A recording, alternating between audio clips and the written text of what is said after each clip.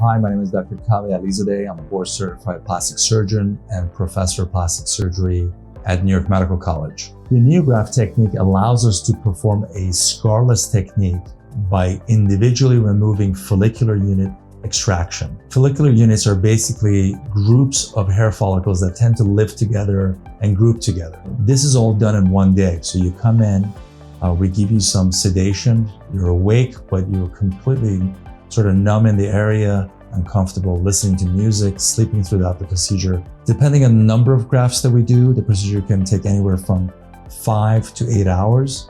And again, you're able to go home, have dinner, and you usually have a period of swelling that lasts anywhere from 3 to 5 days. Most of our patients by 1 week are feeling that they can get back into the regular visual contact. You can certainly get back to your work by the day after surgery. The hair follicle reaches its ultimate growth pattern by anywhere from 6 to 9 months, where you can have that full head of hair and looking very natural, where you can swim, you can do sports, you can pull on the hair. It really acts like your own hair after that period of time.